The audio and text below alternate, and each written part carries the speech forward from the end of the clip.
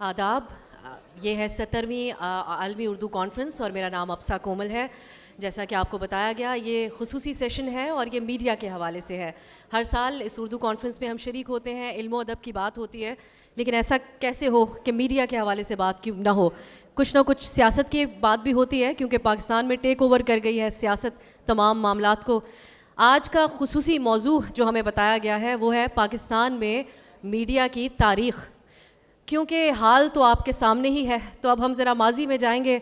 इस स्टेज पे जो पैनल मेरे साथ मौजूद है, दहाइयों पर मुहित इन सब का तजुर्बा है पाकिस्तान की सहाफ़त में, पाकिस्तान के मीडिया के साथ मुख्तलिफ़ अदवार इन्होंने देखे, मुश्किल हालात भी देखे, बेहतर हालात भी देखे, मुश्किल हालात का मुकाबला किया, अच्छे हालात में भी क्रिटिकली मामलात को के ऊपर तबसरा करते रहे और रिपोर्ट करते रहे।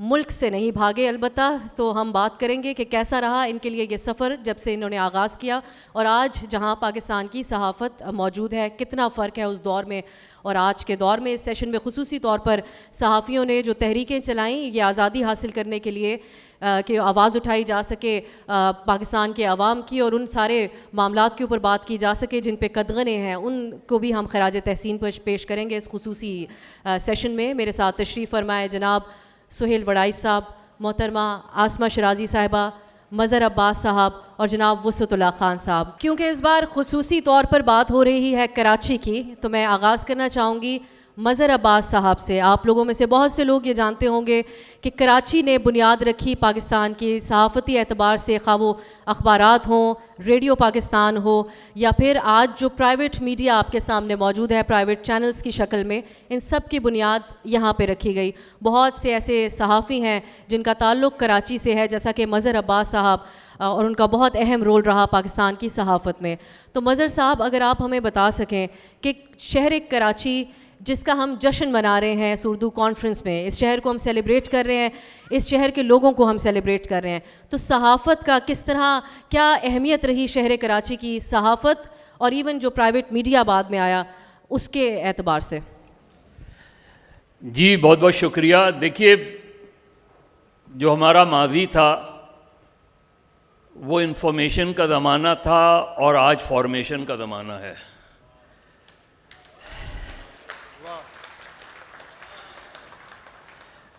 उस वक्त न्यूज़ जो थी और न्यूज़ रूम जो था उसमें एडिटर्स होते थे, उसमें न्यूज़ एडिटर्स होते थे, उसमें सब एडिटर्स होते थे, उसमें सिटी एडिटर्स होते थे। अब जो न्यूज़ आती है वो किसी ना किसी डीजी के ज़रिए आती है।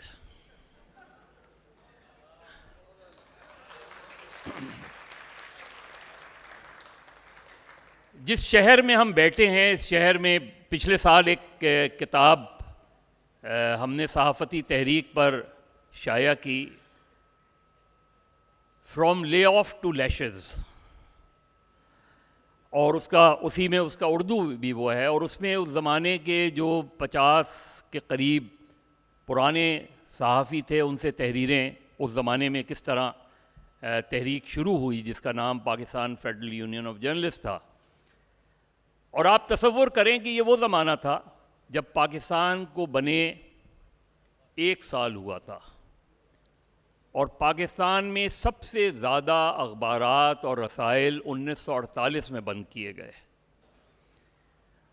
एडिटर्स गिरफ़्तार हुए, सहाफ़ी गिरफ़्तार हुए और जिसकी बुनियाद पे वहाँ जो कुछ सहाफ़ी दोस्त थे उस ज़माने में, हमारे सीनियर्स थे, जनाब एम ए शकूर साहब, जनाब असरार अहमद साहब, जनाब अहमद अली ख़ान साहब जो बाद में डॉन के एडिटर हुए, इन्होंने कहा कहीं कुछ हम सहाफ़ती जो लोग निकाले जा रहे हैं और गिरफ़्तारियाँ हो रही हैं उसके ख़िलाफ़ कोई लड़ाई लड़ी जाए। ये वो साथी थे जो पाकिस्तान बनने से पहले भी जर्नलिज़म में ही थे। तो उन्होंने जगह तलाश की। अखबार के दफ्तर में उस ज़माने में ये इजाज़त नहीं थी कि आप वहाँ किसी किस्म की यूनियन बना पाएँ। तो इधर कराची में SM लॉ कॉलेज वो लोग गए, उनके प्रिंसिपल से बात की, उन्होंने कहा जी आप कर लें मीटिंग यहाँ एक। जिस दिन मीटिंग का दिन मुकर्रर था उस दिन जब गए तो कॉलेज के गेट पर ताला लगा हुआ था। और प्रिंसिपल बाहर खड़े थे। तो प्रिंसिपल ने कहा कि देखें जी, मेरी तरफ से तो आपको पूरी इजाज़त है, लेकिन इन लोगों ने यहाँ जो है इजाज़त नहीं दी। तो उनसे पूछा गया तो उन्होंने कहा जी ऊपर से हुक्म है। तो ये जो ऊपर से हुक्म है ये उस वक्त से आज तक चल रहा है।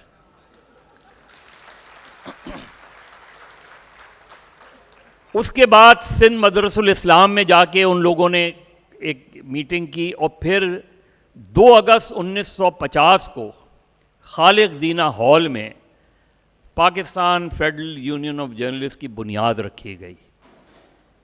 और उसके बाद जो तहरीकें चलीं, शायद पाकिस्तान के सियासतदान बाद में बोलते थे और जो सहाफ़ी हैं वो सबसे पहले आगे होते थे उस तहरीक में। चाहे वो तहरीक, और उसका बड़ा बुनियादी सा था कि ये मुल्क जमहूरी अंदाज में हासिल किया गया। इस मुल्क में का जो बानी था उसने उस वक्त जब जलियांवाला बाग में गोली चली और उसकी ख़बर किल करने की कोशिश की और सेंसर की, तो कायदे आज़म ने कहा कि इससे बेहतर है कि अखबार ना निकाला जाए। अगर हम उसके बाद के अदवार देखें तो उसमें, और उन्होंने फिर उसके लिए उन्होंने और उनकी अहलिया ने बाकायदा तहरीक चलाई और उस तहरीक का हिस्सा बने। फिर उन्होंने जो पहला एडिटर मुकर्रर किया डॉन अखबार के लिए, वो एक एंग्लो इंडियन था, पोर्टन जोसेफ। तो बहुत से मुस्लिम लीगियों ने कहा कि आपने इसको क्यों, ये तो कांग्रेस की तरफ इसका टिल्ट है। और कायदे आज़म ने कहा कि इस शख्स ने हिंदुस्तान के 34 के करीब अखबारात को में काम किया है और ये जब कहीं नौकरी करने जाता है तो उसकी जेब में इसका रेजिग्नेशन होता है।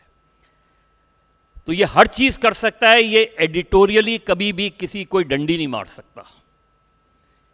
और पोर्टन जोसेफ ने भी फिर जब डॉन से जब पाकिस्तान बन गया और यहाँ फिर अल्ताफ़ हुसैन साहब एडिटर होकर आए और उसके बाद एक सिलसिला जो चला, तो एक तहरीक थी। ये आज जो हम मीडिया देख रहे हैं, ये मीडिया की बड़ी मुख्तलिफ शक्ल हम देख रहे हैं।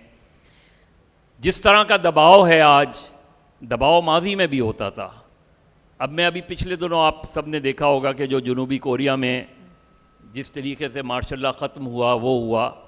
तो मुझे 1978 मुझे याद आ गया कि 1978 की जब तहरीक चल रही थी और सहाफ़ी गिरफ़्तारी दे रहे थे, इसी शहर में अंडरग्राउंड होते थे और फिर जिस दिन गिरफ़्तारी देनी होती थी उस दिन आते थे, गिरफ़्तारी देते थे और कोड़े लगते थे। तो पाकिस्तान के किसी भी अखबार में उसकी ख़बर नहीं छपती थी। लेकिन आज जो लोग कहते हैं, जो डिजिटल मीडिया के हवाले से बात होती है, डिसइंफॉर्मेशन के हवाले से बात होती है, उस ज़माने में इंफॉर्मेशन पर पाबंदी थी। लेकिन लोगों में इतना शऊर था कि हमारे 2 साथी नाज़माबाद के घर में छुपे हुए थे, दूसरे दिन उन्हें आके गिरफ़्तारी देनी थी। तो उनमें से एक शख्स गया कि यार मैं ज़रा नीचे से सिगरेट लेके आ जाऊं। तो वो सिगरेट लेने गया तो सिगरेट वाले ने ये कहा, दुकान उसने, कि भाई साहब कहीं और निकल जाओ, कुछ लोग पूछने आए थे। उन्हें ये पता था कि इन्होंने कल गिरफ़्तारी देनी है।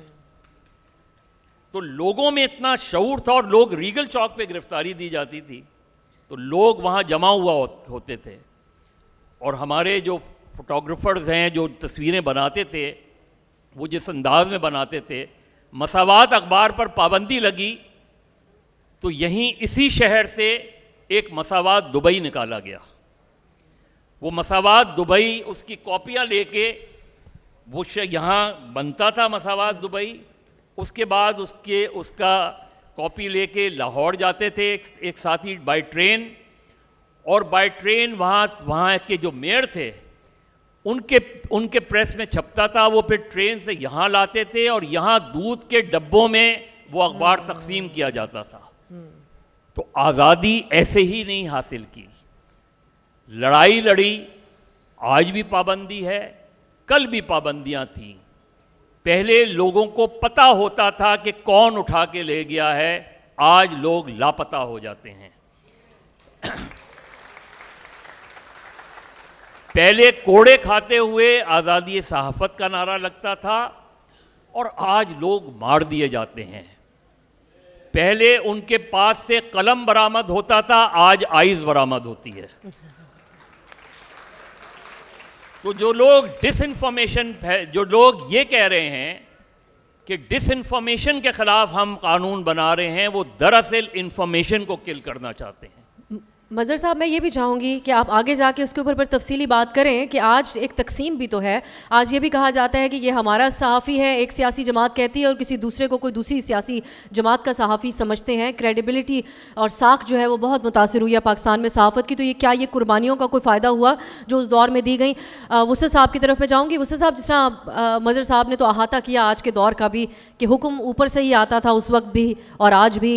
आज मीडिया का हाल है, चंद दिन पहले ही जो वाक़यात इस्लामाबाद में होते रहे वफाकी दारुल हुकूमत में, हमारा जो main stream media, private media है जिससे हम ताल्लुक़ रखते हैं, वो मिसाल बना हुआ था कि एक दौर में PTV पे अमरीकी सुंडी के प्रोग्राम चल रहे होते थे तो हम खामोश तमाशाई बने थे, और YouTube के ऊपर जो है वो हर तरह की खबर बिक रही थी, उस पर लोग यकीन कर रहे थे और मज़ीद बेचैनी फैल रही थी। तो अगर आप भी वसत साहब कुछ रोशनी डालें कि उस वक्त पाबंदियों के बावजूद किस अंदाज़ में पैगाम आपने अपने तजुर्बे के मुताबिक देखा कि पहुंचाया जाता हो, दिलचस्प अंदाज हो? अच्छा, 50s का जो दौर था, मसलन अयूब ख़ान के आने से पहले तक का, उसमें जो जिन पे जबर होता था वो भी अंग्रेज़ी दौर के आदी नस्ल थी, जो जबर करने वाले थे वो भी अंग्रेज़ी दौर के में पैदा हुए थे और वही दौर उन्होंने देखा था। तो ऐसा लगता है कि 14 अगस्त के बाद भी एक कंटिन्यूएशन चल रही है। वही नस्ल है पिटने वाली भी और वही नस्ल है पीटने वाली भी, इसलिए कि गोरा ख़ुद तो नहीं आके पीटता था सड़कों पे, वो तो यहाँ का जो देसी सिपाही है उसको कहता था कि फ़लाँ को उठा लो, फ़लाँ को कर दो। तो वो दोनों आदी थे, जालिम भी और मज़लूम भी दोनों। और फिर जब अयूब ख़ान आए तो हमारा भी तजर्बा नया था और उनका भी तजर्बा नया था। तो ज़ाहिर है कि हमारी भी समझ में नहीं आ रहा था कि ये कैसे हुकूमत करेंगे, और उनके सामने भी कोई साउथ एशिया की हद तक मॉडल नहीं था, इसलिए कि मार्शल लॉ पहले साउथ एशिया में कभी लगा नहीं था। अमृतसर में लगा था जलियांवाला बाग का जब कत्लेआम हुआ था, उसके अलावा हमें कोई ऐसी तारीख़ नज़र नहीं आती मार्शल लॉ की। तो उनका लिए भी बड़ा मुश्किल था कि करना क्या है, आ तो गए। तो फिर ये हुआ कि चूँकि अंदाज़ा नहीं था, तजर्बा नहीं था, तो उन्होंने क्या किया कि जी फ़लाँ फ़लाँ अखबार जो है वो तो बड़ा खुल के काम कर रहा है, तो उन्होंने कहा कि इस पूरे इदारे को ही उठा लो, बजाय इसके कि अखबार बंद करो, प्रोग्रेसिव पेपर्स को ही उठा लो। तो अमरोज़, पाकिस्तान टाइम्स वगैरह जो भी थे वो उस जाल में आ गए। अच्छा, सहाफ़ियों की जो नस्ल थी उस वक्त भी, और बल्कि ये नस्ल 80s तक ज़िंदा रही, वो वही थी जो जिसने 47 या 47 के फ़ौरन बाद का दौर देखा था। तो वो तो मज़ाहमत का कल्चर देख चुके थे। 1942 की क्विट इंडिया मूवमेंट हो सकता है उस वक्त 15-16 साल के हों, कब के हों, तो उनके लिए जो मज़ाहमत करना है या पत्थर मारना या पत्थर खाना ये कोई इशू नहीं था। तो वो नस्ल जब तक 80s तक रही उसने वैसी ही मज़ाहमत की। जैसे ही क़वानीन आते थे तो वो ईंट मारते थे, तो हमारी तरफ से अगर ईंट नहीं होती तो ढेला ज़रूर मारा जाता था। ये हमें है कि मज़ाहमत ज़रूर होती थी। और अकेला सहाफ़ी नहीं मज़ाहमत कर सकता, वो तो उस ज़माने में साइकिल पे बेचारा घूमता था या जूतियाँ चटखाता था और रिपोर्टर मारे मारे फिरते थे, कोई ख़बर मिल गई नहीं मिली। उनका हौसला बढ़ाया था उनके एडिटरों ने, उनके पीछे खड़ा होता था एडिटर कि तू ये काम करके आ, मैं देख लूँगा। तो उसको होता था कि मेरे पीछे कोई खड़ा है। तो वो खड़े होने वाले कौन लोग थे? अल्ताफ़ हुसैन थे, डॉन के एडिटर थे, या फैज़ अहमद फैज़ थे, या मज़हर अली ख़ान थे, या फिर आखिरी हद तक अहमद अली ख़ान, इन लोगों को आप देख लें। जैसे वो थे चिराग हसन हसरत। चिराग हसन हसरत, मियाँ इफ्तिखारुद्दीन ने एक पार्टी कायम की, कौन सी पार्टी थी सर? जो भी थी, अभी ये नाम याद आ जाएगा। मियाँ इफ्तिखारुद्दीन के एमरोज़ का एडिटर चिराग हसन हसरत। तो मियाँ साहब ने शिकायत की, मालिक ने एडिटर से, कि मियाँ अपना हसरत साहब, अब हम इतने भी बुरे नहीं हैं, हमारी पार्टी भी थोड़ा बहुत तो कुछ कर रही है, उसकी तो कवरेज कर दिया करें कम से कम अपने अखबार में। तो आगे से एडिटर क्या कहता है? कहता है जब वाकई कोई ऐसी एक्टिविटी हुई जो कवरेज के काबिल हुई तो ख़बर भी लग जाएगी। ये सूरत हाल थी एडिटर की और मालिक की, और ये 80s तक डॉन में ये कल्चर हमने देखा है। तो फिर वही जो अंग्रेज़ के दौर की आदि थी नस्ल, उसके बाद जिस नस्ल की उसने तरबियत की वो इस काबिल हुई कि वो ज़िया के कोड़े खा सके। उसके बाद से हमें कोई आसार ऐसे नज़र नहीं आते कि कोई उसने कोई थर्ड जनरेशन के लिए भी कोई असासा छोड़ा हो। ज़िया के ज़माने में सहाफ़ियों के दो ग्रुप बन गए थे, लेफ़्ट का और राइट का, वो हम कई दफ़ा गुफ्तगू कर चुके हैं। लेकिन आज ये कोई ख़बर नहीं है, आज बहुत सारे ग्रुप हैं। मुझे तो ये भी नहीं पता कि मैं किस यूजे में हूँ और किस पीएफ यूजे में हूँ, बखुदा मुझे नहीं पता। मैं हूँ ज़रूर, लेकिन मुझे ये नहीं पता मैं किस में हूँ। 2-3 में हूँ शायद मैं। अच्छा, ये जो थे पहले सहाफ़ी का मुखालफत होता था कि ये राइट का है, ये लेफ़्ट का है, होता था। जैसे बाकी माशरे में तकसीम थी, हमारे यहाँ भी तकसीम थी। आज जो मुकाबला होता है वो सहाफ़ी वर्सेस टाउट का मुकाबला है। ये एक फ़र्क पैदा हुआ है, एक जनरेशनल जो मसला आया है। अच्छा, मालिकान जो थे वो जैसे होता है ना, गाने वालों की एक होती है, ये तो यार ये तो ख़ानदानी गवैया है और ये जो है ये अताई है। जब तक मालिकान ख़ानदानी गवैये थे तो एक प्रोफेशनल गैरत भी थी। अब जब से अताइयों ने ख़ानदानी गवैयों को अक़लियत में तब्दील किया है तो वो स्कूल खोलने की बजाय या बिस्किट बेचने की बजाय या घी बेचने की बजाय चैनल चला रहे हैं। तो फिर उनका जो मेन जो सिंबल है वो न्यूज़पेपर नहीं है, वो चैनल नहीं है। वो चैनल और न्यूज़पेपर उनके असल कारोबार की ढाल है। तो इसकी वजह से हालात बहुत बेहतर आपको नज़र आ रहे हैं, जैसा कि है नज़र आ रहे हैं आपको।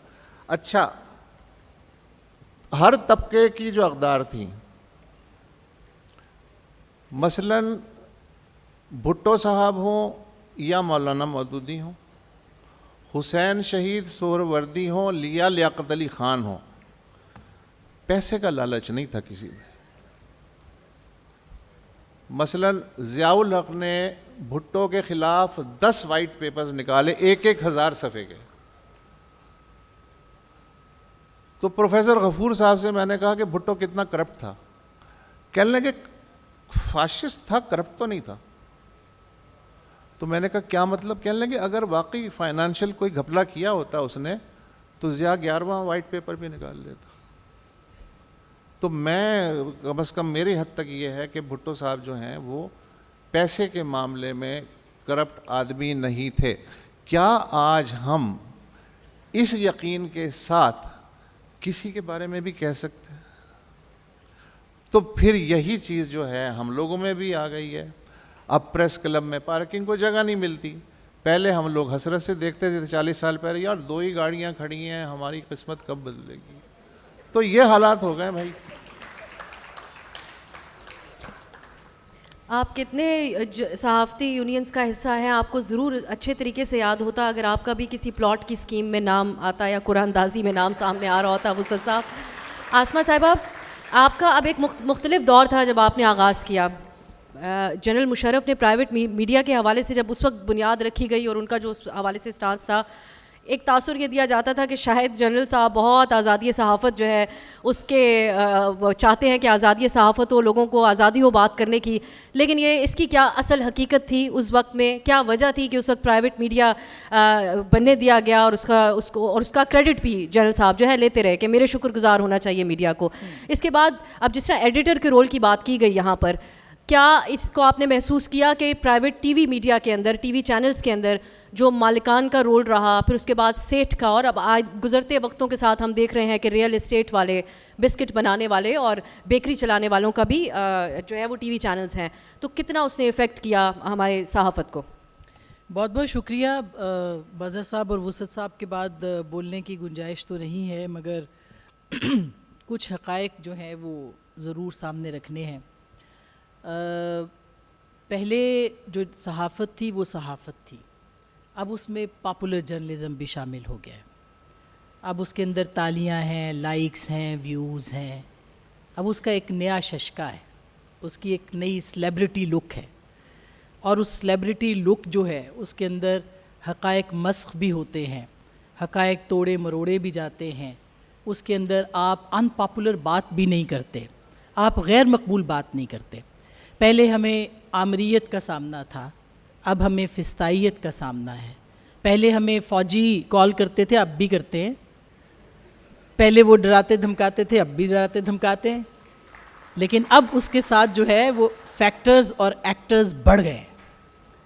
अब हमारे लिए जो है वो सबसे ज़्यादा बड़ा जो चैलेंज है वो फ़ेक न्यूज़ भी है, वो सियासी और समाजी फ़िस्ताइयत भी है, जिसमें कि आपके सच बोलने के ऊपर कदगन लगाई जाती है।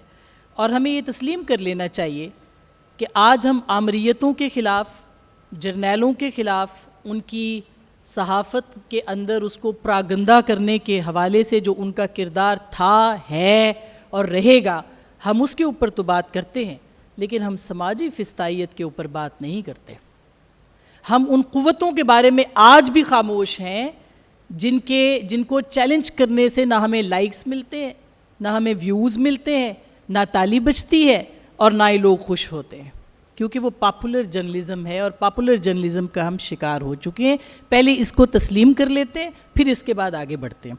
हमने जब सहाफ़त का आगाज़ किया तो रेडियो पाकिस्तान से किया, और रेडियो पाकिस्तान में सहाफ़त तो नहीं थी, उस वक्त हम प्रोग्राम करते थे। अलबत्ता ये कि ज़ुबान, बयान और अल्फाज, तलफ़ुज़, इसके ऊपर बात होती थी। पाकिस्तान टेलीविज़न से किया तो पहली असाइनमेंट जो थी वो रेफ़रेंडम को कवर करने की थी मुशर्रफ साहब को। तो पहला जो बीपर दिया मैंने, तो उस पर मैंने कहा कि यहाँ तो कोई लाइनें नहीं लगी, कोई वोट नहीं देने के लिए आया। मैं लाइव थी, फ़ोन कट गया, और उसके बाद से मैं कभी टेलीविज़न, पाकिस्तान टेलीविज़न पे अपीयर नहीं हुई। यहाँ पे कुछ लोग बैठे हैं पाकिस्तान टेलीविज़न के, वो इस बात की शायद गवाही भी देंगे। दूसरा, उसके बाद जियो टीवी आया और आज़ाद सहाफ़त शुरू हुई। हमारी खुशकिस्मती है कि हमें एडिटर का इदारा मिला, हमें गाइड करने वाले अज़हर अब्बास थे, हामिद मीर साहब जैसे हमारे बॉस थे, और हमें बताने वाले लोग थे कि आपने कलम कैसे पकड़ना है, बात कौन सी कहनी है। चूँकि मिनटों सेकंडों के अंदर, क्योंकि हमने अखबार से भी थोड़ा काम किया और रेडियो भी था और टेलीविज़न भी आया, और उसके बाद जब ये मीडियम आया तो इसके अंदर ये था कि बीपर देना है आपने, और 2 मिनट के अंदर आपने बीपर देना है। और यकीन कीजिए ताली उस वक्त भी बजती थी, व्यूज़ उस वक्त भी पड़ते थे। हम बाहर जाते थे, हमें लोगों ने पहचानना भी शुरू कर दिया था, क्योंकि जियो आते ही एक ब्रांड बन गया था। लेकिन वो जो ज़िम्मेदारी हमें एडिटर ने सिखाई थी, हमने उसको पकड़ने की कोशिश की। और फिर हमने वो भी देखा कि जब जनरल मुशर्रफ साहब का ये जो दौर था, उसमें चूँकि हर मार्शल लॉ की, हर आमरीत की एक खूबी होती है कि वो कहीं ना कहीं थोड़ी थोड़ी वेंटिलेशन देता रहता है। आज़ादी इजहार जो है या कलमाए हक़ जो है वो सामने पूछ के कहने की इजाज़त मिल जाती है। सो मालकान हों, सेठ हों, जो भी हों, वो पूछ के थोड़ी थोड़ी इजाज़त जो है वो देते रहे। यहाँ तक कि 2007 में इदारे ने सोचा कि अब जो है वो सहाफ़त जो है वो उसको आज़ाद कर दिया जाए, क्योंकि एक मूवमेंट शुरू हो चुकी हुई थी। और वो मूवमेंट भी कुछ दिन पहले किसी ने कहा पाकिस्तान में इनकलाब आने वाला है। मैंने कहा पाकिस्तान में कोई इनकलाब GHQ के रास्ते के बगैर नहीं आता। पाकिस्तान में कोई इनकलाब GHQ के पूछे बिना नहीं आता। पाकिस्तान में कोई इनकलाब जो है वो आप रावलपिंडी की इजाज़त से कलमाए हक़ आप ना लिख सकते हैं ना कह सकते हैं। हाँ, बहुत सारे लोग हैं, सरफिरे लोग हैं जो कि हर दौर के अंदर मातून ठहरते हैं, लेकिन वो अपनी बात कहते हैं और वो कहते रहेंगे। वो अनपॉपुलर बात हो सकती है, वो गैर मकबूल बात हो सकती है, उसके ऊपर लाइक्स नहीं मिल सकते, उस पर व्यूज़ नहीं मिल सकते, उसके ऊपर ताली नहीं बच सकती, मगर वो कह रहे हैं। क्योंकि वो अगर आमरीत के ख़िलाफ़ बात कर रहे हैं तो वो फिस्तायत के ख़िलाफ़ भी बोल रहे हैं। वो आधा सच नहीं कह रहे। आधा सच क्या है कि मैं ये ज़रूर ताली बजवाऊँ इसके ऊपर कि पाकिस्तान के अंदर आमरीतों ने, जर्नैलों ने पाकिस्तान की सहाफ़त को दबाया, मगर आप ये नहीं कहते कि आपकी जो सियासी फिस्तायत है उसने भी सच कहने पे पाबंदी लगाई है। क्योंकि जब आप उनके ख़िलाफ़ लिखते हैं, आपको गाली पड़ती है, आपके ख़िलाफ़ नारे लगते हैं, आपको ताने दिए जाते हैं, आपके घरों के एड्रेस पब्लिक होते हैं, आपके घरों पे हमले होते हैं, आप वो बात नहीं कहते। माजरत के साथ आधा सच कहना हमने इस दौर में सीखा है, पहले नहीं सीखा था। और साथ साथ ये भी बता दूं कि ये जो हमारे यहाँ एक्टर्स बढ़ गए हैं फिस्तायत के जो और आमरीत, अब अजीब सी सूरत हाल है। यानी आप एक तरफ से आपको फ़ोन आता है कि आपने कहना है कि कोई नहीं मरा, जो इस्लामाबाद में हुआ गोली चली कोई नहीं मरा। दूसरी तरफ से कहा जा रहा है कि सैकड़ों मरे। एक तरफ कह रहे हैं हमारी खबर चलाएं, दूसरा कह रहे हैं हमारी खबर चलाएं। वो जो बीच में 10, 12 या 14 या चले 20 कह दें वो मरे, वो आज भी तलबगार हैं इंसाफ के कि हमारा नाम तो चलाओ, हमारी बात तो करो। कोई कहता है गोली चली, कोई कहता है नहीं चली, लेकिन बीच में जो रबड़ की गोलियां चली या दूसरी गोलियां चली, इधर से चली या उधर से चली, जो ज़ख्मी पड़े हैं, जो जिनका खून निकला है, वो आज भी पुकार के कह रहे हैं कि मुझे तो अस्पताल में आके मेरा नाम तो लिख लो कि मैं ज़ख्मी हुआ हूँ, गिरा पड़ा हूँ। और एक फिस्तायत कहती है कि सैकड़ों मर गए, एक आमरीत कहती है कि कोई नहीं मरा। तो ऐसी सूरत में आप मुझे बताइए कि सहाफ़त बेचारी क्या करे। सहाफ़त जो है वो कॉम्प्रोमाइज़ का नाम हो गया है। सहाफ़त जो है वो अभी सोशल मीडिया पे आपने बात की कि सोशल में, बस आखिरी जुमले, कि सोशल मीडिया के ऊपर हर खबर आती है, मेन स्ट्रीम मीडिया पे कुछ नहीं आता। मैं बहुत अदब के साथ, बहुत अनपॉपुलर बात होगी, सोशल मीडिया पे झूठ की भी आज़ादी है, मेन स्ट्रीम मीडिया पे सच ना कहने की आज़ादी है। अब इन दो बीच में जो ये पुले सरात है, इस पे से गुज़र के हमने सच कहना है।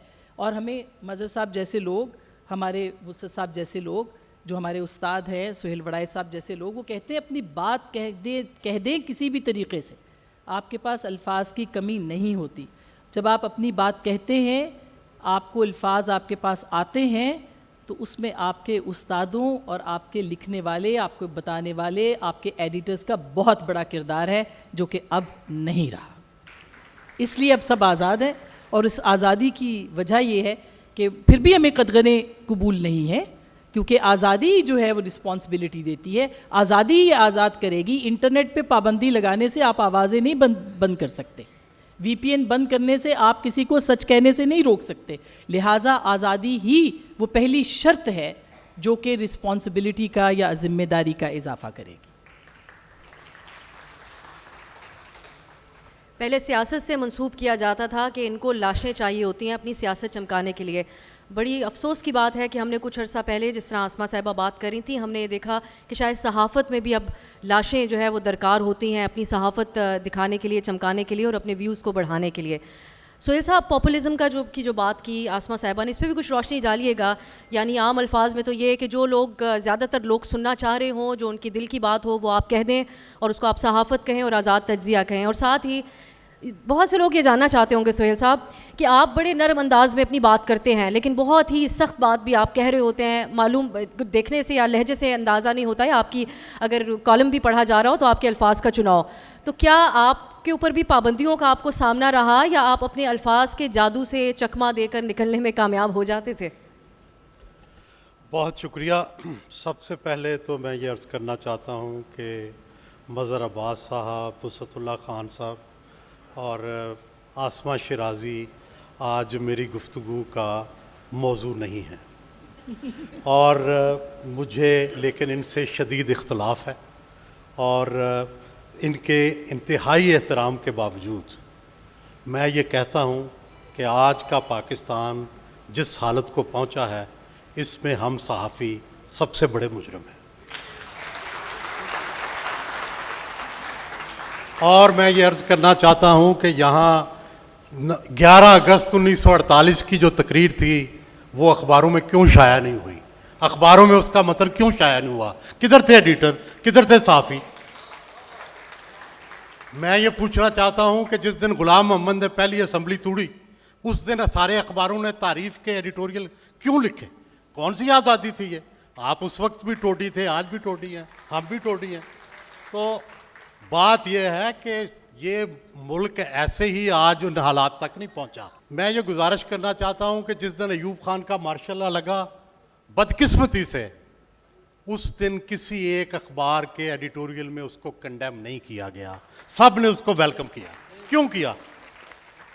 मैं ये पूछना चाहता हूं कि जनरल ज़ियाउल हक के 11 साल में किस अखबार ने उसकी मुखालफत की? किसी ने नहीं। ये लोग अलग हैं, ये जो 3 लोग हैं, इसलिए ये मेरा मौजूद बहस नहीं है। सवाल तो ये है कि मजमूई तौर पर अदालत ने, मजमूई तौर पर फ़ौज ने, मजमूई तौर पर मुआशरे के तमाम तबकात ने जिस तरह का ज़वाल की तरफ हमारा सफ़र जो है उसको धक्का दिया, उसमें हम भी पीछे नहीं रहे। मैं इसकी ज़िम्मेदारी कबूल करता हूँ और कहता हूँ कि आज की सहाफ़त उस सहाफ़त से बेहतर है। ये आपको बड़ा बुरा लगेगा, लेकिन गुजारिश ये है कि क्यों। सवाल ये है कि आज आपको हर नुक्ता नज़र मिल जाता है, सोशल मीडिया पे मिल जाता है, मीडिया पे मिल जाता है। उस वक़्त सिर्फ एक नुक्ता नज़र मिलता था जो हुकूमत चाहती थी, जो एस्टेब्लिशमेंट चाहती थी। आज आपको अपनी मर्ज़ी का चैनल, अपनी मर्ज़ी का सोशल मीडिया, आपको मुख्तलिफ आरा अगर आप देखना चाहें तो वह सब मुयस्सर है।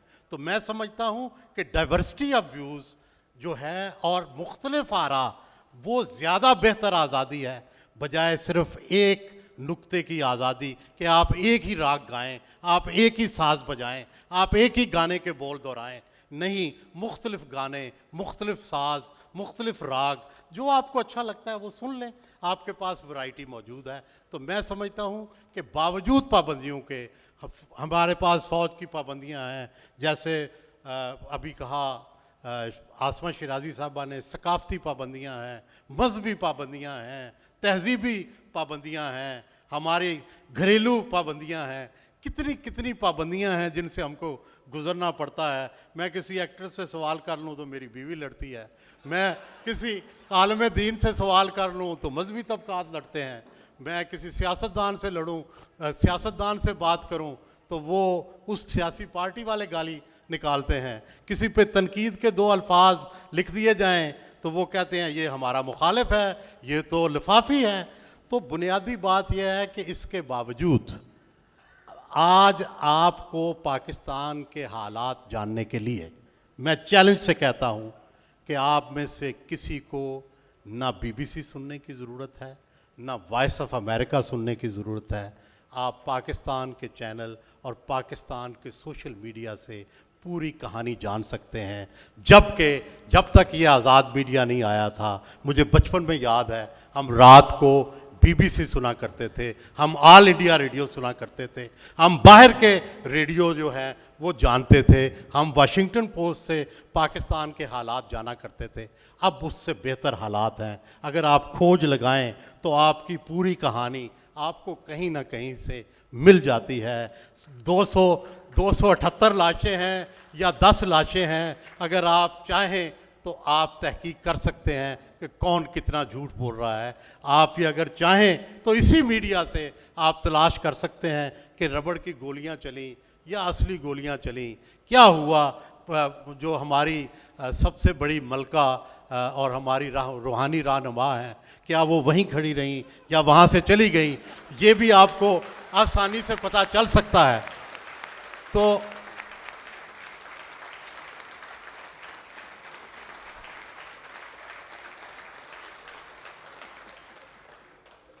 आप जेल में बैठे शेर के हालात जानना चाहते हैं या आप GHQ के पीछे छुपे किसी के बारे में जानना चाहते हैं, वो भी आपको कहीं ना कहीं फील पाकिस्तान में आपको मिल सकती है। तो बुनियादी बात यह है कि आप आज की सहाफ़त को बुरा ना कहें। हमने पिछली सहाफ़त भी देखी है और आज की सहाफ़त भी देखी है। पिछली सहाफ़त के ये रोशन सितारे तो हमारे आइडियल हैं, लेकिन जो गुमराह सितारे थे उनको हम मुस्तरद करते हैं, और वो मेजॉरिटी में थे। ये तो चंद थे, तो इनको ये चंद जो थे इनकी तो चलती नहीं थी। तो भाई आज मेजॉरिटी अब लोग जो हैं वो अपनी ओपिनियन का इजहार करते हैं, चाहे उन्हें गालियां निकालें, चाहे उन्हें जेलें भेजें। और आज का मीडिया पहले से बहुत बेहतर है, पहले के सहाफ़ियों से बहुत से आज के सहाफ़ी बेहतर हैं। लेकिन हम कोई आइडियल नहीं हैं, हम कोई फरिश्ते नहीं हैं, हम कोई सबसे अच्छे नहीं हैं। हम भी उसी तरह के हैं जैसे आप हैं, बस अपने आप को देख लें और हमें देख लें, बस हम वैसे ही हैं। मज़हर साहब, क्या वाकई ही बल्कि मुझसे साहब कुछ ऐड करना चाह रहे मैं हैं? कुछ अर्ज करना चाह रहा था। देखिए आप ये मैं पहले अच्छा, बोल लूं, इसलिए कि फिर मैं नहीं बोल पाऊंगा।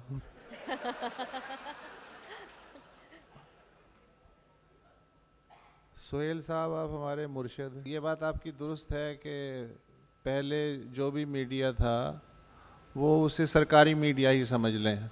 आधी सदी पहले जो भी था, प्राइवेट इदारे भी थे लेकिन वो भी ज़ाहिर है उसी ब्रैकेट में थे, सरकारी मीडिया का ही राज था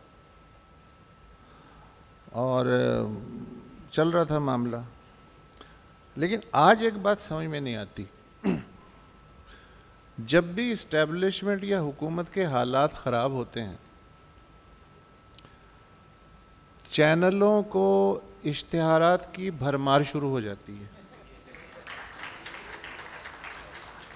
इस मौके पे मुझे हज़रत अली का एक कौल याद आ रहा है कि जिस कुत्ते के मुंह में हड्डी हो वो भौंक नहीं सकता।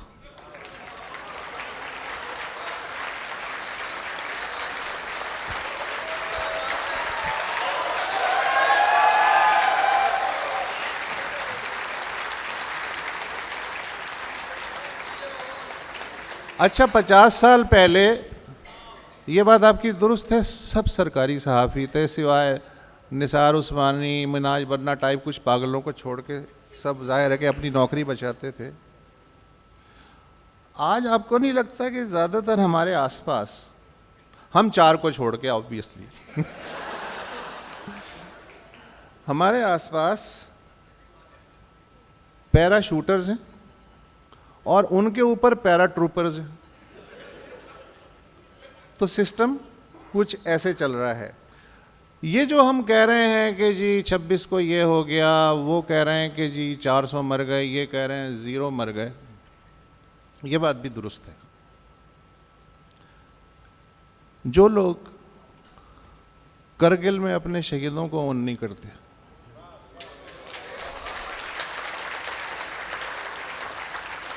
उनके नज़दीक आप और मुझ जैसे सिविलियंस की क्या औकात है।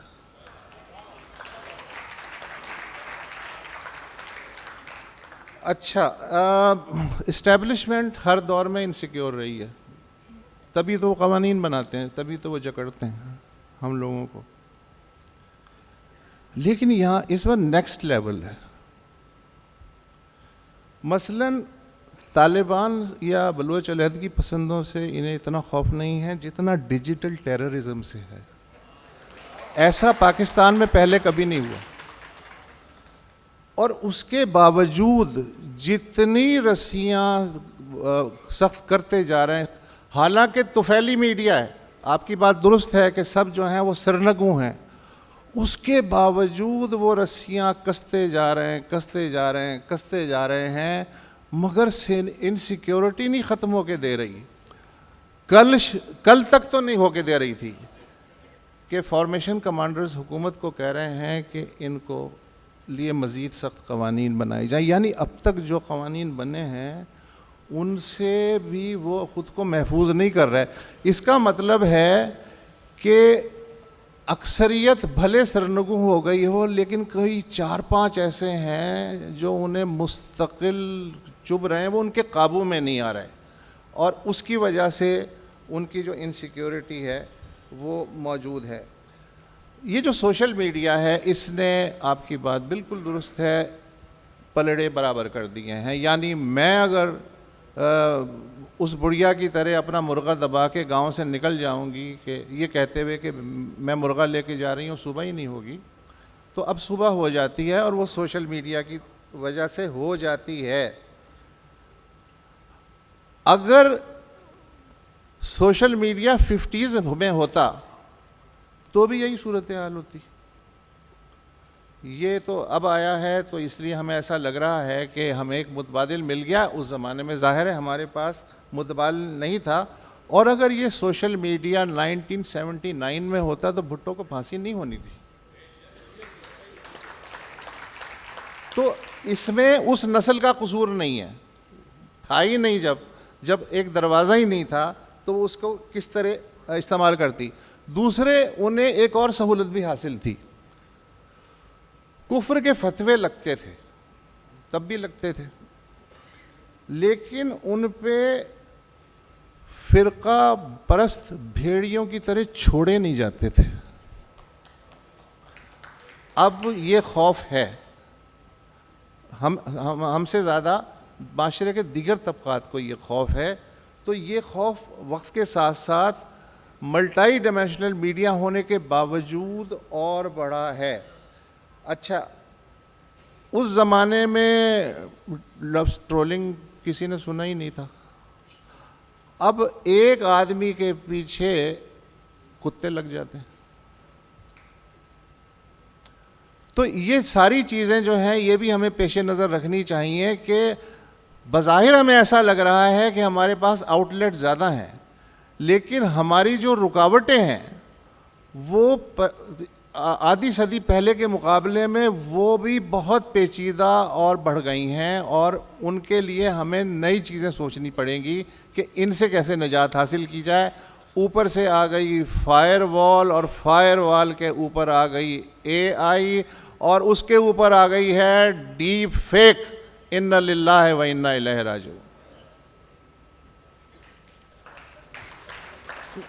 मज़हर साहब, अब जिस तरह सुहेल साहब ने बात, बड़ी हौसला अफजा बात की, उन्होंने तो कहा कि आज का जो दौर है वो ज़्यादा बेहतर सहाफ़त हो रही है, ज़्यादा खुल के बात हो रही है, लेकिन हम दो चीज़ों को कंफ्यूज तो नहीं कर देते यहाँ पर। अब जो सोशल मीडिया है वो आम शख्स के ख़यालात का इजहार करने का एक प्लेटफॉर्म है। कोई भी शख्स उठे, अपने सियासी तबसरे, इस हॉल में मौजूद जितने लोग हैं इनके जो सोशल मीडिया अकाउंट्स होंगे, इस पर ज़रूर ये गाहे बगाहे कोई ना कोई जुमले अपने सियासी तबसरे के और ख़यालात का इजहार करते होंगे।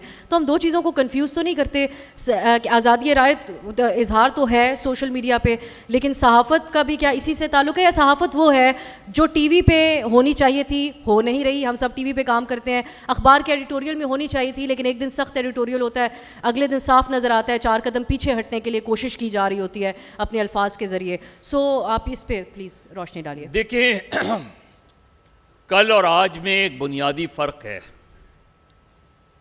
लड़ने वाले कल भी थे और लड़ने वाले आज भी हैं। कल भी दरबार होते थे, आज भी दरबार हैं, सिर्फ दरबारी बढ़ गए हैं, और वो दरबारी हम में से ही हैं जो ये कहते हैं कि हम गद्दार हैं क्योंकि हम सच बोलते हैं, और वो हम में से ही हैं। और माजी में ऐसे लोग थे कि 1983 में जमहूरियत की जद्दोजहद हो रही थी, सिंध में लोगों का कत्लेआम हो रहा था, तो इस मुल्क के 10 सहाफ़ियों ने, जिनका ताल्लुक़, जिनमें से ज़्यादातर का ताल्लुक़ पंजाब से था, वो सहाफ़ी भी थे, वो प्रोफेसर्स भी थे, उन्होंने बयान जारी किया कि सिंध में फ़ौज कशी को ख़त्म किया जाए, और अपनी नौकरियां गंवाईं। आज हम नौकरियां गंवाते नहीं हैं, नौकरियां हासिल करते हैं और माउथ पीस बनने को तैयार हो जाते हैं। लड़ाई कल भी थी, लड़ाई आज भी है, प्लेटफॉर्म्स बढ़ गए हैं। मैंने कहा ना कि अब दरबार में बुलाने की ज़रूरत नहीं होती, हम खुद हाजिर हो जाते हैं। और लड़ने वाले जो थे उन्होंने 1971 में कहा था, और ये बयान मौजूद है, कि फौजी ऑपरेशन ना करो। और ये पीएफयूजे ने सबसे पहले बयान जारी किया था, और पीएफयूजे वाहिद ऑर्गेनाइजेशन थी कि जो मशरकी पाकिस्तान के अलग होने के भी 6 महीने बाद कायम रही। और उस वक्त भी कहा गया, तो उस वक्त भी ऐसे एडिटर होते थे, उस वक्त भी ऐसे मालिक होते थे, और उस वक्त भी ऐसे सहाफ़ी होते थे। और उसके बाद जनरल ज़िया-उल हक के दौर में जब मार्शल लॉ लगा और 90 रोज़ में इलेक्शन की बात हुई, तो इस मुल्क के 4 या 5-6 जय्यद सहाफ़ियों ने, मुदीरान ने, जिनका ताल्लुक़ दाएं बाजू से था, और मुझे नाम लेने में इसलिए कोई आड़ नहीं है क्योंकि उनमें से ही एक ने मेरे सामने एतराफ़ किया, जिनमें मुजीबुर रहमान शामी साहब थे, जिनमें मुस्तफ़ा सादिक साहब थे, जिनमें मोहम्मद सलाउद्दीन थे, जिनमें अल्ताफ़ हुसैन कुरैशी थे। ये सब के सब पहले मजीद निज़ामी साहब के पास गए और उनसे कहा कि अगर ये इलेक्शन हो गए तो पीपल्स पार्टी जीत जाएगी, भुट्टो दोबारा आ जाएगा, हम पर मुसीबतें होंगी। और फिर उन्होंने जनरल ज़िया-उल हक से मुलाकात की, और लाहौर में मुलाकात हुई। उसके पीछे, उस जहाँ मुलाकात हो रही थी, पीछे बेगम नुसरत भुट्टो का जलसा चल रहा था। तो जब उन्होंने कहा कि इलेक्शन मुलतवी कर दें, तो ज़िया-उल हक ने कहा कि राय अम्मा क्या कहेगी। तो उन्होंने कहा राय अम्मा तो आपके पीछे नज़र आ रही है, लेकिन अगर इलेक्शन मुलतवी करेंगे तो राय अम्मा हम बनाएंगे। तो इस मुल्क में हमेशा से फस्तायत भी रही है, सियासी भी और गैर सियासी भी। इस मुल्क में आमरियत भी रही है, सिविलियन भी और नॉन सिविलियन भी। लेकिन इस मुल्क में लड़ने वाले भी रहे हैं कि जो फांसी चढ़ते हुए जियो भुट्टो का नारा लगाते हुए गए। ऐसे सियासी कारकुन भी रहे हैं। मशरकी पाकिस्तान का जो अलमिया है, जो फेक न्यूज़ की बात करते हैं, आज जो डिसइंफॉर्मेशन की बात करते हैं, पाकिस्तान में मैं हमेशा बरमला कहता हूं, पाकिस्तान में ministry of information is ministry of disinformation. इसको ख़त्म कर दें अगर डिसइंफॉर्मेशन ख़त्म करनी है। ये सोशल मीडिया लोगों का एक्सप्रेशन है। सोशल मीडिया पॉलिटिकल पोलराइजेशन हो गई है, सोसाइटी की पोलराइजेशन हो गई है। आपको गालियां भी पड़ती हैं। आप बलूचिस्तान में, आपको पता है सहाफ़ी किस अंदाज में काम करता है कि उसे जो कलअदम तंजीमें हैं उनकी तरफ से भी धमकी मिलती है कि इस तरह हेडलाइन छपेगी, और उसे इंटेलिजेंस एजेंसी से भी धमकी मिलती है कि इस तरह हेडलाइन नहीं छपेगी। वो कहते हैं कि हम, और निशाना बनाया उन्होंने, सबसे ज़्यादा सहाफ़ी बलूचिस्तान में मारे गए। और बदकिस्मती से इस मुल्क के जो चीफ जस्टिस ऑफ पाकिस्तान रहे हैं, जस्टिस काजी फाइज ईसा, वो बलूचिस्तान हाई कोर्ट के चीफ जस्टिस थे। उनके सामने एडिटर्स गए जब उन पे दहशतगर्दी का मुकदमा कायम हुआ, उन एडिटर्स पे, और उन्होंने कहा कि जी ये तो बताएं। उन्होंने कहा जी आप कलअदम तंजीमों के बयानात कैसे छाप सकते हैं। उन्होंने क्या ये रियासत मुझे बचा सकती है क्या अगर मैं नहीं बयान छापूं? तो वो बयान छापता है तो एजेंसीज उठा के ले जाती हैं और लापता हो जाते हैं, और बयान नहीं छापता तो कलअदम तंजीमें मार देती हैं। तो जो वर्किंग जर्नलिस्ट है जी, वो नौकरी जाए ना जाए, तनख्वाह मिले ना मिले, वो अपना काम करता रहा और जान देता रहा। जो दरबारी थे वो आज भी दरबारी हैं और माशाल्लाह बड़ी अच्छी तनख्वाह भी ले रहे हैं। तो दरबार और दरबारी में फ़र्क रह गया। वो कल भी लड़ रहे हैं, आज भी लड़ रहे हैं। क्योंकि बेसिकली बस मैं इस पे बात ख़त्म करूँगा कि मेरा कलम नहीं तस्बीह उस मुबल्लिग की जो बंदगी का भी हरदम हिसाब रखता है। मेरा कलम नहीं मीज़ान ऐसे आदिल की जो चेहरे पे दोहरा नकाब रखता है। मेरा कलम तो अमानत है मेरे लोगों की, मेरा कलम तो इबारत मेरे ज़मीर की है। इसीलिए तो जो लिखा तपा के जहाँ से लिखा, जभी तो लोच कमा का ज़बान तीर की है।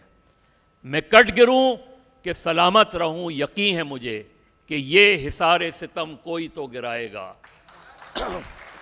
मैं कट गिरूं कि सलामत रहूं, यकीन है मुझे कि ये हिसारे सितम कोई तो गिराएगा। तमाम उम्र की ईज़ा नसीबियों की कसम, मेरे कलम का सफ़र रायगा न जाएगा।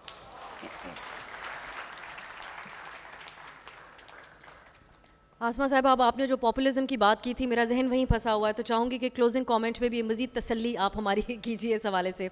अब जो यहाँ पर बात हुई, इससे पहले भी बात हुई, एक सियासतदानों की तरफ से भी एक नेकी और बदी की जंग बना दिया गया सियासी सपोर्ट को, और बिलखुसूस वो सियासतदान जो इस्टेब्लिशमेंट के शागिर्द रहे उनकी तरफ से ये रवैया देखा गया। जेन्युइन सियासतदान जो होते हैं वो सियासत को, इख्तलाफ राय को, हम talk shows, political talk shows करते हैं, इस हद तक उनकी तबीयत समझ आ जाती है कि वो बर्दाश्त करते हैं। लेकिन एक खुसूसी एकेडमी से आए हुए जो लोग हैं उनको इख्तलाफ राय बर्दाश्त नहीं, वो जाकर इस्लामाबाद के आसपास कुछ अहम जगह होती हैं वहाँ पर शिकायत भी लगा देते हैं। तो आपके ख़्याल में उस चीज़ ने पॉपुलिज्म को ज़्यादा परवान चढ़ाया कि अगर मुझे सपोर्ट करोगे तो तुम नेक अच्छे इंसान हो, माशरे में तुम्हारी इज़्ज़त होनी चाहिए और तुम्हारे बच्चों से शादियाँ भी की जाएंगी, अगर नहीं सपोर्ट करोगे तो आपके बच्चों की शादियों में भी कोई नहीं आएगा, उस सोच ने किया? या फिर ये अगैन जो आपने पहले बात की, लाइक्स डिसलाइक्स हैं, और फिर यकीनन इस बहुत से अच्छे लोग भी हमारे जो बहुत से ज़िम्मेदार सहाफ़ी हैं जो यूट्यूब के ज़रिए अपनी सहाफ़त कर रहे हैं, लेकिन फिर उसके साथ उनका माश जो है वो भी जुड़ जाता है। सो उस चीज़ ने ज़्यादा इसमें किरदार अदा किया पॉपुलिज्म को परवान चढ़ाने में इस कदर जहां आज मौजूद है। ये बहुत सारी चीज़ें हैं, मसलन सहाफ़त जब से आज़ाद हुई उसमें हालात भी बदल गए, वाक़यात भी बदल गए, बहुत सारी चीज़ें हैं। अच्छी तनख्वाहें भी अब चैनल्स भी देते हैं और बाकी लोग भी अच्छे तरीके से लिख के भी कमाते हैं। बहुत अच्छा ये सिलसिला है जो कि है इस वक्त भी। अब वो कॉन्सेप्ट नहीं रहा कि अगर कोई कहे कि भाई पहले जैसे हालात है सहाफ़ियों के, अब सहाफ़ियों के हालात बदल गए। ये भी एक बहुत तल्ख़ हकीकत है कि अब लिफाफों के अंदाज़ भी बदल गए। यानी पहले अगर लिफाफे बुला के दरबारियों को दिए जाते थे तो अब उसका एक मैकेनिज़्म भी बना दिया गया है और वो मैकेनिज़्म मौजूद है। अब एक भरपूर, अब बहुत डिटेल में बात नहीं कर सकती, यहाँ बैठा हुआ हर शख्स जो है वो बड़ा समझदार है कि ये जो यूट्यूब पे कमाने का ज़रिया है इसमें सब नहीं, मगर जो मखसूस जिन पे हम सब बहुत से लोग एतराज़ करते हैं, वो एक पूरा मैकेनिज़्म है जिसके अंदर वो ब्राइब जो है वो आ रही है और उसने सहाफ़त को बिगाड़ा है। मसलन ये जो नए नए जमहूरी और नए नए हमें नज़र आते हैं जिनकी जमहूरियत, आइन पसंदी, इंसानी हुकूक पसंदी 2022 अप्रैल के बाद हमें नज़र आई है। उससे पहले वो उन्हीं के कहने पे सियासतदानों को गंदा भी कहते थे। वो कहते थे हमें फ़ाइलें दिखाई गई थी कि फ़लाना करप्ट है, मगर उन्होंने जुर्रत ना की उस वक्त पूछने की कि फ़लाना जो है वो करप्ट है और जिसकी फ़ाइल आप दिखा रहे हैं इसका मैं ख़ुद भी जाके तहकीक करूं कि ये करप्ट है या नहीं है। फिर उनकी जमहूरियत जागी, इंसानी हुकूक जागे, उनके बाकी चीज़ें जागी और वो उस वक्त गद्दारी के फतवे भी बांटते थे। ये सुहेल बड़ाई साहब बैठे हैं, ये मज़हर अब्बास साहब, ये वुसत साहब बैठे हैं, ख़ुद मैं भी, हामिद मीर साहब गवाह हैं कि हमें कितनी बार गद्दार कहा गया है और आज भी कहा जा रहा है, ऐसा नहीं कि नहीं कहा जा रहा। कितनी बार हम पे इल्ज़ामात लगाए गए हैं और आज भी लगाए जा रहे हैं। क्या वजह है? क्या हम पॉपुलर जर्नलिज्म नहीं कर सकते? अब सा अपनी ये अहलियत नहीं है कि आप कोई एक आधा ट्वीट कर दें और उसके बाद फिर आप देखिए उसके बाद क्या होता है आपके साथ, है ना? ये तो इस खौफ से बैलेंस करती हूँ, एक एक जुमला बस यही तो ऐसी मुनाफकत से अदा करती हूँ कि बचत हो जाती। लेकिन यही तो नहीं हो पा रहा। अब यही तो मंजूर नहीं है। एक कैंप कहता है हमारे पास आ जाओ, दूसरा कैंप कहता है हमारे पास आ जाओ, एक कैंप कहता है हम आपको तहफ़्फ़ुज़ देंगे, दूसरा कैंप कहता है हम आपको तहफ़्फ़ुज़ देंगे। बीच में जो बैलेंस करके बात करता है, जो ये कहता है कि बंदे मरे हैं और जो ये कहता है कि सैकड़ों नहीं मरे हैं और जो ये कहता है कि सैकड़ों मरे हैं और जो कह रहा है बिल्कुल नहीं मरे हैं, जो बीच वाला है ना, जो सच कह रहा है, वो आज भी जो है वो ताइब है, वो आज भी मातून है, उसको आज भी गाली पड़ रही है। तो इससे कोई घबराना नहीं चाहिए। और जो फेक न्यूज़, देखिए इसको एडमिट कीजिए कि झूठी खबर एक बहुत बड़ा अलमिया है। हम ये तो कह रहे हैं कि पाबंदियां हम पे लगाई गई हैं, पूरी दुनिया में पाबंदियां लगाई जा रही हैं, मैं उसकी बिल्कुल फेवर में नहीं हूँ, लेकिन हम क्या एहतसाब करते हैं ऐसे लोगों का जो कहें कि खून की नदियाँ बह गई और 4 दिन के बाद वो ट्वीट करें कि इसकी रिजेम्बलेंस को इसके साथ ना तशबीह को बस ऐसे ही समझा जाए? क्या हम एहतसाब हमें नहीं करना चाहिए? क्या फेक न्यूज़ मसला नहीं है कि आपने एक लाहौर के अंदर बच्ची का रेप करवा दिया, स्टूडेंट्स बाहर निकल आए, आज मुझे बता दें हम तहकीकाती सहाफ़ी, यहाँ माजिद निज़ामी बैठे हैं कहीं पे जी, इनसे पूछिए वो रेप वाली लड़की कहीं मिली कि नहीं मिली।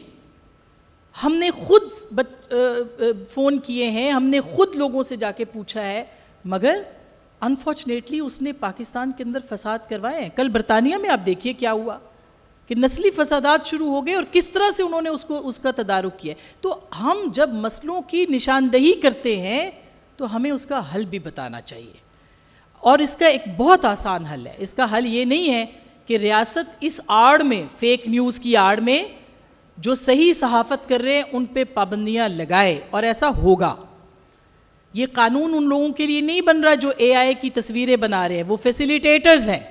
ये कानून उनके लिए बन रहा है जो सच कह रहे हैं, जो कह रहे हैं, जो तहकीक के बाद कह रहे हैं कि नहीं, गोली भी चली और बंदे भी मरे, हाँ तादाद बेशक जितनी भी है, जो कम है जो ज़्यादा है, जो सही बात कर रहे हैं। तो ये उनके लिए ये फैसिलिटेटर्स हैं, ये बेटर्स हैं, ये मददगार हैं उन क़ुव्वतों के जो कि हमेशा से आज़ादी इजहार को पाबंद करना चाहते थे। और कल ये पाबंदियां हम पे लगेंगी, हम सब पे लगेंगी, उन पे नहीं लगेंगी जो फाइलें देख के बताते थे कि करप्शन हुई या नहीं, वो जाके टीवी पे प्रोग्राम करते थे। तो मेरा ख्याल है कि ये हमें इसको ज़रूर सोचना चाहिए, और ये इसका हल आप सब बड़े हमारे जो सीनियर लोग हैं इसका हल भी बताएं कि हमारे अपने इदारों के अंदर, ठीक है सोशल मीडिया के ऊपर कोई पाबंदी नहीं, मगर आज भी मेन स्ट्रीम मीडिया के ऊपर गलत खबर चलने के इम्कानात इंतहाई कम हैं। और उसकी वजह ये है कि वहाँ पे छन्नी में खबर छन के जाती है, वहाँ पे सनसनी नहीं फैलाई जाती है, वहाँ पे झूठ को फिर भी चेक किया जाता है कि भाई ये झूठ तो नहीं है। तो एडिटर का जो इदारा है उसको बहाल किया जाए, जो आमिल सहाफ़ी हैं उनको एडिटर बनाया जाए जी। वो जो सोशल मीडिया और जो सोशल मीडिया से वाबस्ता लोग उन चैनल्स या अखबारात में काम करते हैं उन पे भी वो इदारे चेक रखें, उनके ऊपर भी पॉलिसी बनाए कि अगर वो गलत खबर वहाँ देते हैं तो उसकी भी अकाउंटेबिलिटी हो। मेरा ख्याल है कि सवाल करने के लिए हमें खुद अपने इदारों के अंदर जो है वो सेल्फ रेगुलेशन ज़रूर करना पड़ेगा। एक सिर्फ हल की बात कर रही थी, सिर्फ एक हल जो 2008 से बता रहे हैं, और मैंने ज़ाती तौर पे 2008 के बाद से जितने भी मिनिस्टर ऑफ इंफॉर्मेशन आए हैं, जितने भी सेक्रेटरी इंफॉर्मेशन आए हैं, उनको बाकायदा डॉक्यूमेंट की शक्ल में ये सजेशंस भी दी और सबकी तरफ से सजेशन दी कि मीडिया कंप्लेंट्स कमीशन बनाएं।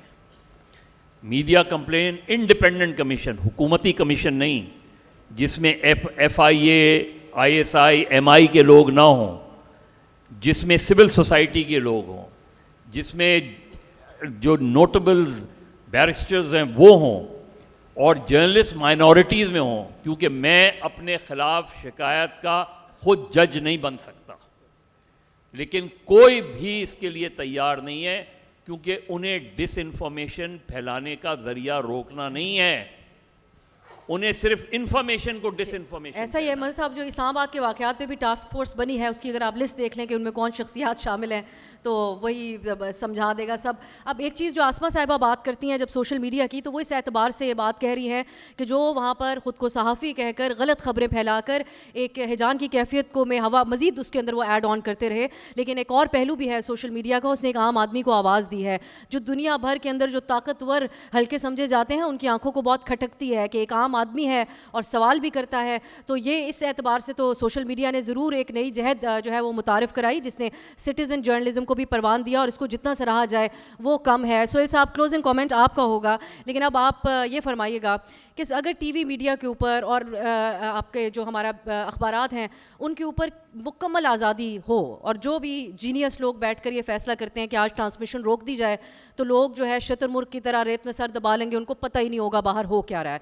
सो इस सोच को तर्क किया जाए और बिल्कुल मुकम्मल आज़ादी एडिटर के कंट्रोल में, डायरेक्टर न्यूज़ के कंट्रोल में, टीवी और अखबारात के अंदर हो रही हो, तो उसके बाद आप समझते हैं कि वो इस फेक न्यूज़ या एक चैलेंज जो है उसका तोड़ हो सकता है? दुनिया में कोई आज़ादी आपको तोहफे में नहीं मिलती, आज़ादियाँ छीननी पड़ती हैं, और लोग ताकतवर जो आज़ाद हो उससे आज़ादी छीनते हैं। क्वेश्चन ये है कि सोसाइटी आपकी आज़ादी में आपका साथ देती है या नहीं देती।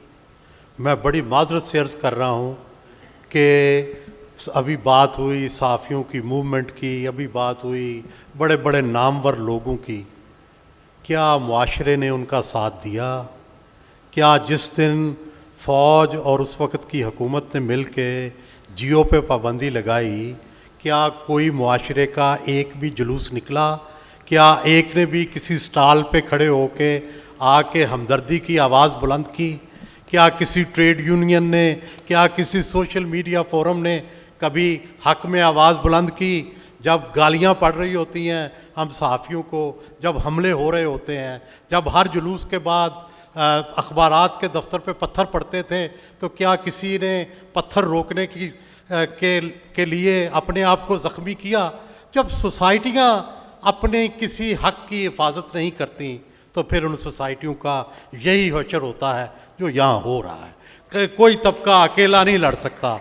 आप ये कहें कि सिर्फ सहाफ़ी लड़ते रहें, सिर्फ सियासतदान लड़ते रहें, सिर्फ जनाब फलां तब वकील लड़ते रहें, नहीं, जब वकील लड़ रहे थे तो सहाफ़ी भी साथ लड़ रहे थे, लेकिन जब हम पर कहर टूटा तो जज भाग गए, जब हम पर कहर टूटा तो अवाम भाग गए।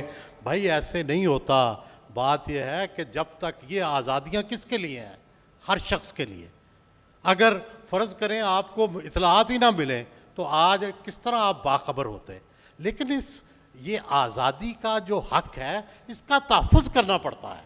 आप ये कहें कि बस 4 लोग फांसी चढ़ गए, बस वो जाने और वो जाने, नहीं, उन 4 लोगों की फांसी घाट पे जाके फूल चढ़ाने पड़ते हैं। फ़लस्तीन क्यों आज तक लड़ रहा है? कभी उनके कब्रिस्तान जाके देखें कि उनके कब्रिस्तानों में मेले हैं, आज भी उनके कब्रिस्तान में इस तरह से हजूम होता है।